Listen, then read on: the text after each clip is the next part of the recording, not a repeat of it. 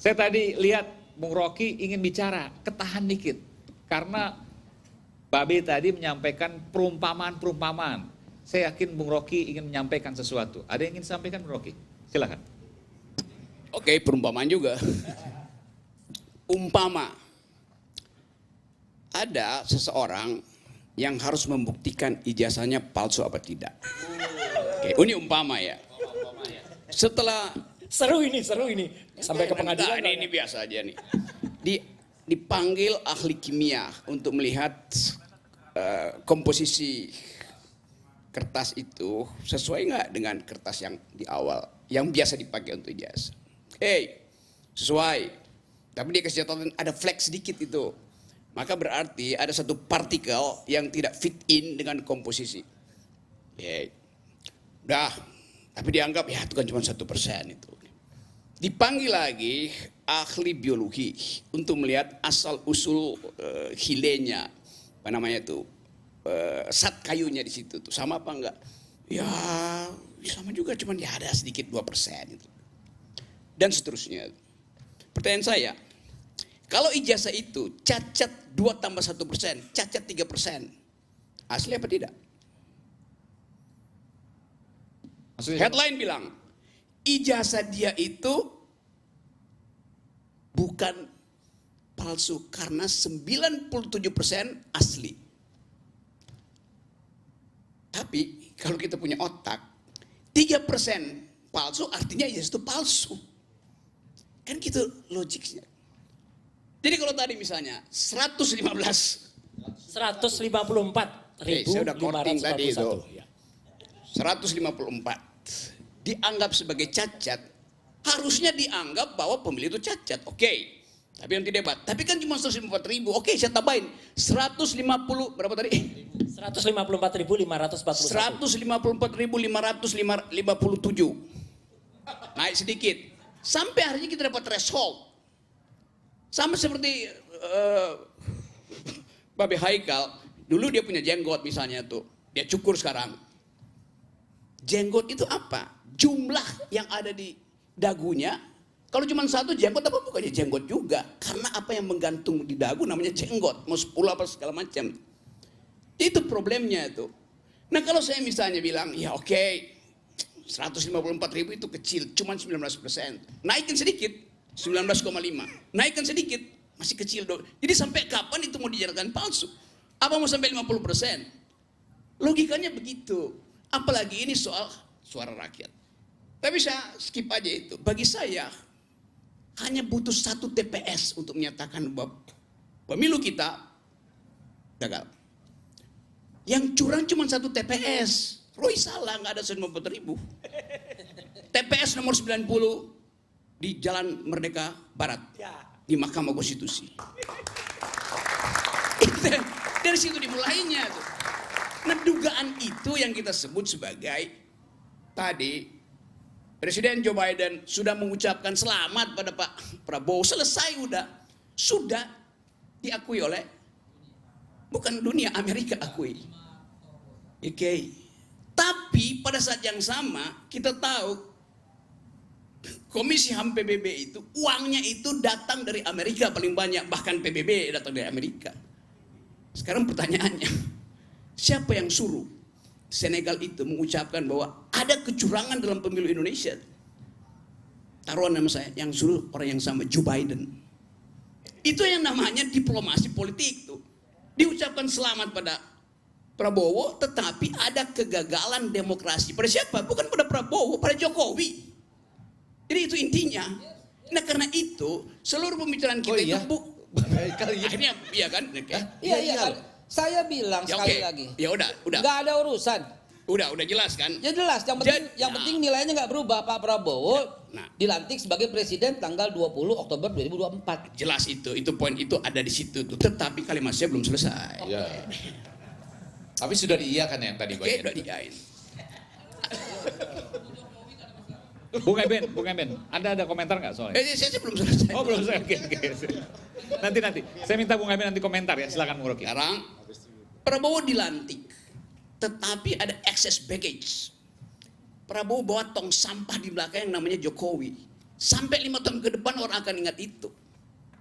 Jadi ada problem, legitimasi tidak diperoleh Prabowo, padahal Prabowo ingin dia sempurna.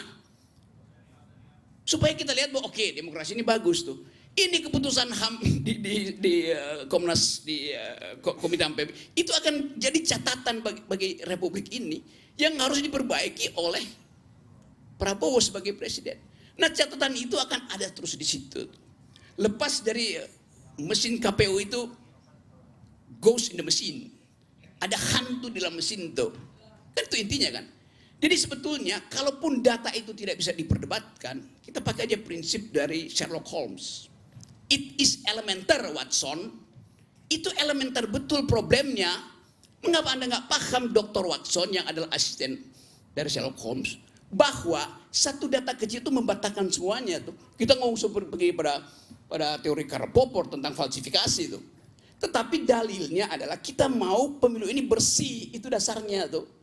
Jadi semua yang kita bicarakan di sini arahnya adalah pada pemaksulan Jokowi, udah benar itu. Kan yang mencurangkan bukan Prabowo, Prabowo akibat dari kecurangan Jokowi, tetapi dia dapat karatnya itu dibebani pada Prabowo. Jadi itu masalahnya tuh. Nah, karena itu mahasiswa ya terusin aja demonya kan. Soal itu diucapkan tidak diucapkan, faktanya KPU udah ketakutan. Sekarang dia bentengi, nggak ada lagi orang bisa masuk di situ. Tadi saya muter dari Menteng itu nggak bisa keluar karena dibentengi. Ngapain dibentengi? Kalau KPU itu percaya diri, dia bilang tunggu aja saya umumkan. Nah sekarang berubah, persepsi publik tidak lagi percaya pada KPU, itu dasarnya tuh. Nah sekali lagi, yang saya terangkan tadi hanya untuk memastikan bahwa pemilu kita gagal, bukan Prabowo yang gagal. Siapa yang menggagalkan itu? Tadi Wabe Haikal tanya, sebut dong oknumnya. Ya oknum yang menusuk surat suara di TPS nomor 90 di Mahkamah Konstitusi. Namanya Joko Widodo.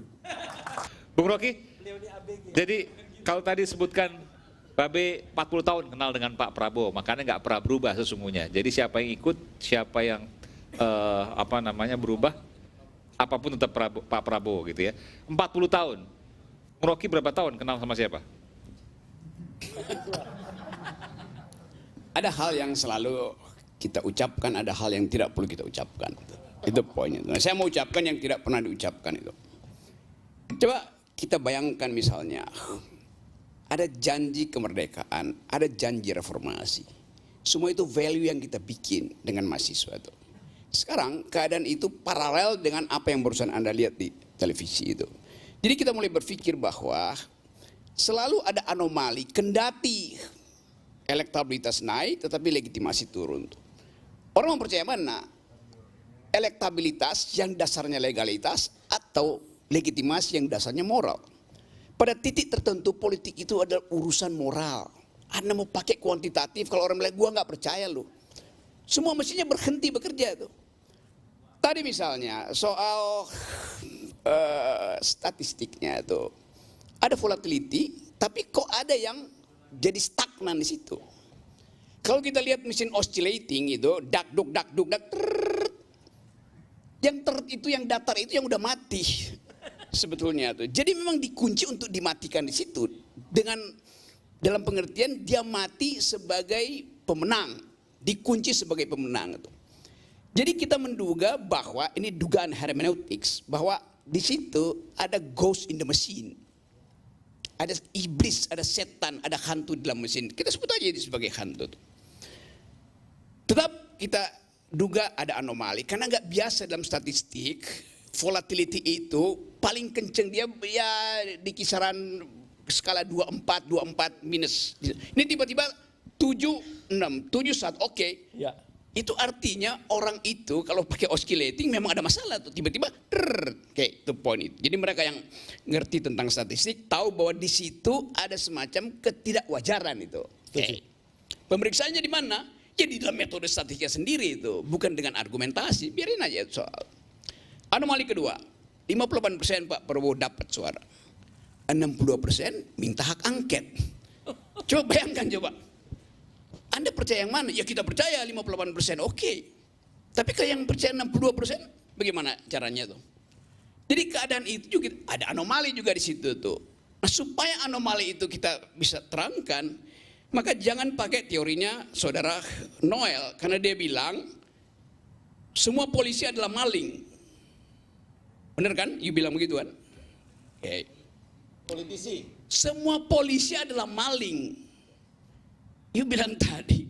Cuman Coba pakai. Politisi. saya mau pakai parametermu untuk menerangkan kalau pakai logikamu maka semua polisi adalah maling. Tidak. Nah, enggak. Enggak. Oh, Karena pelapornya adalah Logikamu culas. itu jadinya absurd karena Anda mesti konsisten bilang semua polisi adalah maling. Karena hanya maling yang mampu untuk menangkap dan menuduh maling. Yang berhak menangkap maling adalah polisi, maka polisi adalah maling. Nangkap poin itu? itu logika yang salah, itu enggak. Yang salah logika siapa? Logikamu di logikamu. Enggak, logikanya begini dong. Hanya maling yang mengerti bagaimana mencuri, bukan yang menangkap maling. Gitu dong Om Rocky, itu Sekarang, salah. Oke, berarti Itu logika polisi yang adalah salah pencuri gitu. dong. Tidak dong. Lah bagaimana dia nuduh si maling itu pencuri? Dia menangkap itu dasar bukti. Oke. Bukan atas asumsi. Yung bilang Gitu. tadi semua orang yang menuduh kecurangan pembuat curang, oke? Yang menuduh hari ini curang berwatak culas. Oke, sampai di situ stop ya. Gitu. Sekarang saya terangkan akibatnya Ah. tuh. Logikanya saya lanjutkan itu. Presumption of guilty ada pada polisi. Polisi mesti menduga ada kriminal baru dia bisa tangkap. Nangkap nggak logikanya? Betul. Ya udah. Ya. Jadi Anda mesti tuduh juga polisi. Kalau ini kan tidak, politisi ini sudah menyimpulkan bahwa besok dicurang. Polisi Loh, juga tapi kenapa orang ini ikut pemilu? Logikanya berarti kan dia curang dong. Gitu dong. Bukan Ini ya. logika yang itu. Sekarang saya terangkan pelan-pelan. Polisi dari dia masuk tingkat 1 sudah di brief untuk mencurigai sebelum dia bisa buktikan. Sama dengan si politisi tadi. Apa bedanya? Oh, nih. Oke, saya lanjut ya. Cara polisi untuk menemukan jejak pertama dari kriminal adalah menemukan darah di situ. Benar nggak? Ya. Salah. Polisi itu baru bekerja otaknya ketika atau dia ingin ada darah yang dihapus. Begitu cara berpikir resersenya. Kenapa? Karena penghapusan jejak itu menimbulkan jejak baru. Dihapus lagi makin ada jejak baru tuh. Jadi polisi berupaya supaya ada orang yang menghapus jejak. Supaya dia bisa berpikir secara runtut. Bahwa itu artinya penghilangan bukti. Nanggap nggak? Ya, udah. Jadi itu sebabnya kenapa kalau dibilang tadi semua orang bicara lo ngapain ngomong tentang justru si rekap segala macam. Lo justru si rekap itu harus sama.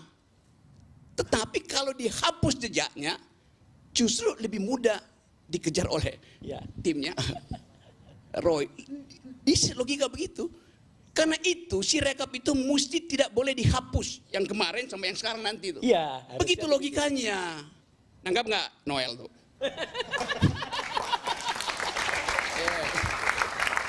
Kadang saya Noel mau sampaikan sesuatu, silakan. Oke, gue ngajar intelijen dan logika. Tapi ya nggak apa-apa, apapun lah ya apa yang disampaikan Bung Rocky. Ya udah bukan Benar, apapun, benar. memang cuma Kenapa? itu, nggak ada apapun di situ. Apapun maksudnya benar apa yang disampaikan. Enggak Pasti juga, lah. nggak ada benarnya. Oke, silakan. Udah lah, udah, stop aja. Karena kan kita punya juga standar logika yang bisa kita gunakan. Nggak ada standar Tapi logika itu cuma logika yang satu, nggak ada digunakan standar Bung Rocky. lain-lain. Tapi standar yang kita miliki hari ini faktanya bahwa Prabowo secara moral dan punya legitimasi dia sebagai Ya udah, pemenang. itu bukan itu saya orang mau mau- bicara tentang curang, orang mau bicara tentang apa terserah. Kita tetap tersenyum, kita tidak akan melakukan apapun, bahwa kita adalah the winner. Udah bagus, Mau udah Rocky deh, udah mau bilang diam apa, ya, diam. terserah Udah gue udah tahu tuh. gitu. Daripada lu Ya nggak apa-apa, bully itu lagi. faktanya Om. Karena itu gini nih, saya nggak masuk di situ. Saya pakai logika, Anda pakai senyum. Silahkan. Udah beda. Nah, yang paling mungkin logika orang pemenang senyumin aja orang yang kalut. Ngapain lagi mau pakai ngotot-ngototan demo-demo. Kita udah ngerasain berapa puluh tahun yang lalu. Udah, tuh. saya, Gitu loh. gini saya abaikan aja itu. Saya nggak, karena saya terangin juga. Ya udah, ya nggak nyampe lah gitu soal logik. Udah gini. Saya terangin terus. Ya oke. Kalau bisa Noel pindah ke situ tuh biar saya terangin. Oke ya. Sekarang kita mesti melakukan dugaan yang masuk akal itu terhadap keadaan ini. Saya pakai istilah guesstimation itu. Guessing by estimation. Logik juga, senyum aja. Saya mengukur sambil menduga, saya menduga supaya saya bisa mengukur. Kenapa? Tidak ada faktanya soalnya. Kan you masih menduga besok mau ngapain tuh. Nanti besok begitu datang data, betul kan? Ya tapi itu nggak ada gunanya. Karena manusia itu harus mampu mengantisipasi, bukan dengan data, dengan otak. Kalau ada data ngapain you punya otak? Otak diperlukan ketika data itu meragukan. Anggap nggak itu, Royal? Bab 2 nih. Jadi itu yang kita mau duga besok ada apa itu. Berani nggak kita duga bahwa besok eskalasi akan terjadi sampai kira-kira 13 hari dan Jokowi jatuh itu. 13 hari. 13 hari. Nggak bisa kita dulu. Versi Rocky, bukan versi yang lain tapi. Yes, this is my logics mengatakan itu. Jadi bukan menganggap bahwa gue provokasi. Tapi harus dijawab oleh Bung Noel kalau soal ini. Saya yakin. Menarik, Pak Haikal tadi jawab yes gitu loh. Iya, menarik. Ya, Karena Bung 42 Haikal tahun nggak bela ketemu Pak Jokowi, tapi bela Pak Prabowo aja, betul ya? Beda dengan bukan Prabowo yang jatuh ya, Jokowi yang jatuh. Taruh semua variabel, kemarahan publik, statistik tadi yang anomali itu, problem internasional, harga-harga kebutuhan pokok. Jadi itu yang mesti kita duga sebagai orang yang berpikir. Bukan dengan Prabowo pasti menang, nggak ada soal itu. Jadi problem kita adalah dugaan kita hari ini itu yang kita ujikan secara hipotetik. Kan kita mesti uji. Hasto udah ngoceh kemana-mana tuh. Artinya Hasto keluarin duit atas perintah PDIP untuk membeli opini publik. Kan di semua, kan dia ngoceh kan? Percaya nggak kita? Ya ngapain ngoceh sekarang itu? Gue nggak peduli dengan Hasto tuh. Tetapi dia adalah faktor untuk mempercepat upaya eskalasi ini. Kan PDI artinya menyumbang pada eskalasi. Karena dia masih ragu untuk pergi ke hak angket. Tapi dia menyumbang pada eskalasi. Sekarang hipotesis saya, hak angket lebih dahulu dihasilkan atau hak angkut di jalan untuk mengangkut demonstran. Supir angkot akan lebih suka untuk mending pakai angkot aja untuk menurunkan Jokowi daripada nunggu angket. Kira-kira begitu logikanya tuh. Jadi Luar biasa. itu fungsinya otak, punya pikiran tuh. Oke. Lu Kita pasti lanjut, salah Bung dong. Rocky. Ya boleh aja saya salah, tapi minimal saya bikin analisis, bukan sekedar pasti Prabowo menang. Ngapain pasti itu? Jadi itu namanya kekuatan berpikir. Assalamualaikum warahmatullahi wabarakatuh. Waalaikumsalam. Coba saya kasih dalilnya, Saudara Noel. Coba you pilih. Politik adalah seni kemungkinan, right? Oke. Setuju? Salah. Salahnya di mana? Politics is the art of attacking the impossible. Politik ada seni untuk attacking the impossible. Menyerang. Melawan ketidakmungkinan. Itu yang namanya energi dalam politik. Tadi juga, bukan tadi, Anda nggak pernah yakin bahwa Prabowo akan milih Gibran itu. Gak ada dalam logikanya sampai kira-kira 120 hari yang lalu. Namanya beredar. Tapi akhirnya dipilih itu. Attacking the impossible. Saya kasih 13 hari. Attacking the impossible. Anda bilang tersesat. Pasti Anda akan tersesat dalam jalan pikiran saya. Tapi Anda akan tersesat di jalan yang benar. Terakhir, Bung Rocky, kalau biasanya panjang, sekarang agak lebih singkat boleh, silakan. Oke, saya hanya mengucapkan semua hal di dalam keprihatinan bahwa selama Rekam lagi nggak? Kenapa? Iya, karena itu selama 9 tahun kita lihat bagaimana rakyat kita dijadikan sekedar sebagai konsumen, sebagai penerima hadiah Jokowi itu, kan itu menghina tuh. Jadi tidak lagi dia sebagai citizen tapi sebagai konsumen. Itu masalah kita tuh. Demokrasi itu menegakkan hak-hak netizen, bukan menjadikan netizen itu konsumen.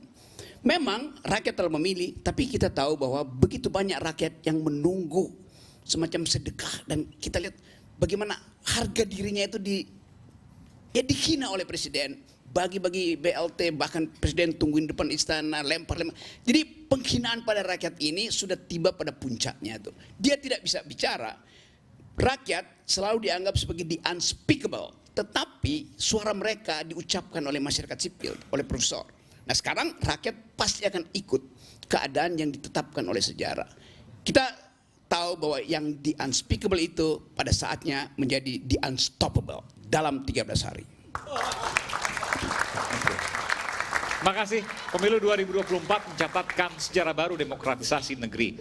Narasi Orde Baru yang kemudian marak mengemuka di ujung masa jabatan warisan katanya. Saya Aiman Wicaksono undur diri. Terima kasih. Salam. Kita bertemu rakyat bersuara pada pekan depan. Salam.